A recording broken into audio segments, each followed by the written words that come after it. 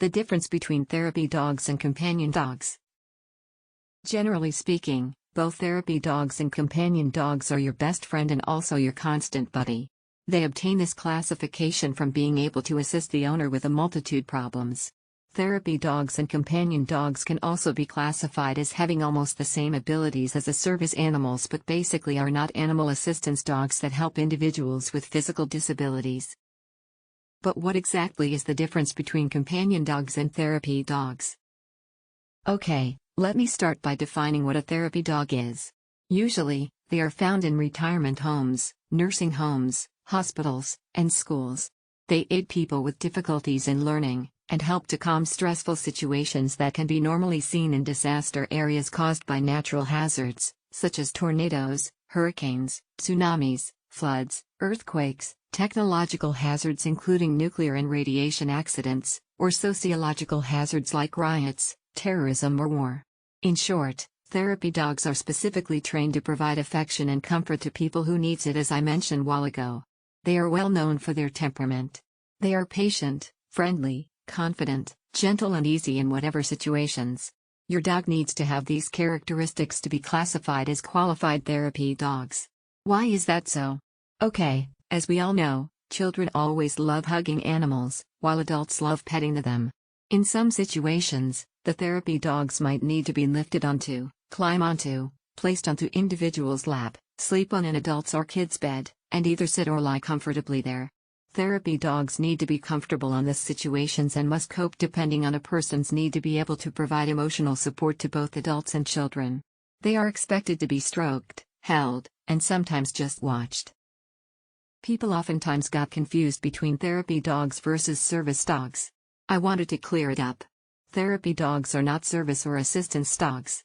Service dogs directly assist humans. It is legal for these dogs to accompany their owners in almost all areas, and in fact, in the United States alone, service dogs are protected under the Americans with Disabilities Act of 1990, which is a wide-ranging civil rights law that prohibits, under certain circumstances, discrimination based on disability. Therapy dogs, on the other hand, are not mentioned on this law simply because they did not provide direct assistance for people with disabilities, so this is why some institutions gives limit and prohibit access for therapy dogs, but, in most cases, they allowed it. However, institutions may impose requirements for therapy dog. There are organizations that provide testing and some accreditations for therapy animal to assure the institutions that they were tested in accredited manner. Establishment accredit dogs who are found to be positive on people, possess good manners in public locations, in good health with up-to-date shots, and should be always obedient to owner's command. Most important is that they should not be aggressive. How are dogs certified? There are actually a lot of institutions that provide accredited dog certification locally, internationally, and even online for owners convenient. During the training, therapy dogs are tested by therapy certified groups. It is performed by accredited evaluators who have expert experience in pet therapy, who normally evaluates animals in series of 14 to 22 tests. This will determine the animal's attitude in public, like how they act towards medical equipments like people with canes and wheelchairs, walking through the crowd, greeting a stranger, etc. The behavior of the dog during the testing is also evaluated in this case. A key element of testing is to weed out dogs that are fearful or aggressive, both of which can mean a biting dog. Presently, in the United States, some organizations require that a dog pass the equivalent of the American Kennel Club's Canine Good Citizen test and then add further requirements specific to the environments in which the animal will be working. Picking the best therapy dog is somewhat difficult. I'm often asked that question. However, my recommendation will be for you to get an adult dog if ever you need one. Why? Because the fact that they can make a great show proves their people skills and can lead to be a future therapy animals. Sometimes you just need to take your time and wait for the best dog to find you. What dogs are eligible to be therapy dogs? Actually, pure breed and mixed breeds are all fine as long as they are at least 1 year old, female or male, neutered or not. So, it's not that difficult to pass this eligibility. As long as they pass the test, they can all be therapy dogs. If you have your own dog who you think is eligible, then you can always go ahead and have them evaluated, then have them trained. So I hope we're all set with therapy dogs. But what about a companion dog? This is because their looks and traits fits to be used only for the pleasure of their company, but definitely not as workers. Every dog breed was created for a reason, and companion dogs are not an exception. They can't be discriminated because, on the brighter side, their job is the most important work an animal can do, to keep people company. Any dog can actually be a companion dog. A companion dog is placed with individuals who will actually benefit from physical and emotional therapy of having well-trained pet. Companion dogs help people, especially elders, to live longer, healthier, happier, and a more fulfilled life.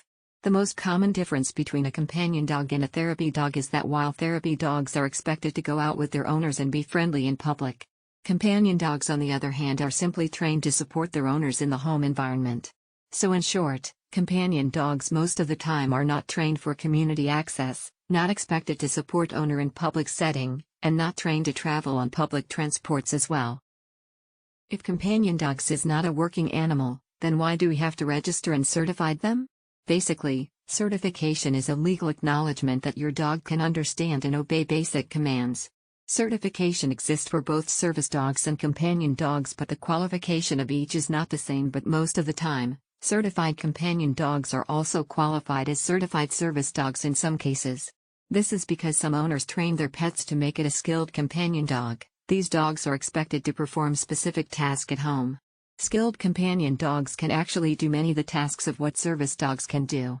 Besides, not all dogs are cut out to really be a service dog. As a matter of fact, only a few can make it to be on a level of a service dog. Not all dogs are comfortable in situations in public, and this characteristic should be the most important character a service dog should have, being comfortable in all occasions, in all situations they may encounter. However, these dogs can also perform their task well, and this can make them as skilled companion dogs instead. Training companion dogs is not as difficult as training working dogs. In fact, training only consists of 5 basic commands: sit, come, stay, heel, and lie down. Training is normally done one-on-one with the dog along with their owners, while some still preferred the class format. While all dogs have the ability to learn these basic commands, it's still easier to train puppies. At the end of the training, both the owner and the pet should understand these basic commands. But why do we need to train companion dogs? By nature, our dogs are pack animals with well-defined social orders. A dog in your house will always look to you and even for entire family for guidance. We are their leaders. That leadership can be established in a friendly and well-defined manner. Owners are leaders who at the same time are expected to be teaching dogs appropriate behavior. Like people, companion dogs differ from one another. Some are shy, some are serious, some are laid back, while others are hyperactive, and these makes training beneficial for the entire family.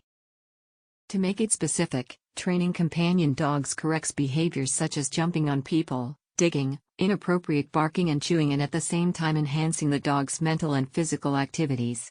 It deepens the bond between the dog and the owner, providing a higher level of satisfaction and enjoyment that we get from the dog's companionship. Training also ensures dogs' safety and their happiness, that is beneficial for your family, neighborhood, and even the entire community. When do you actually need to train your companion dog or to enroll them in a class?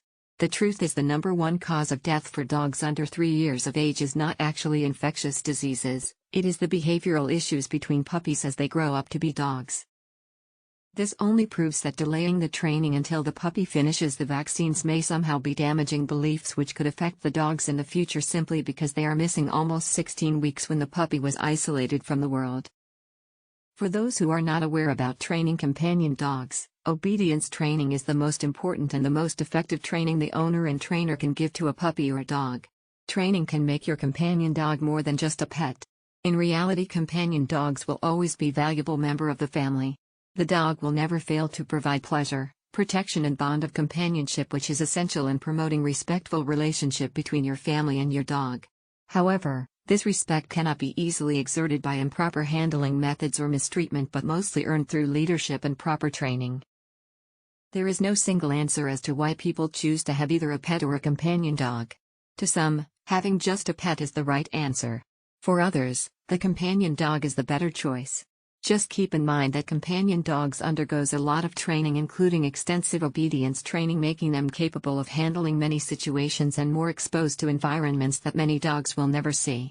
They are even trained to call 911 in emergency cases, and these benefits maybe most of us will want. However, at the end, it is still your choice.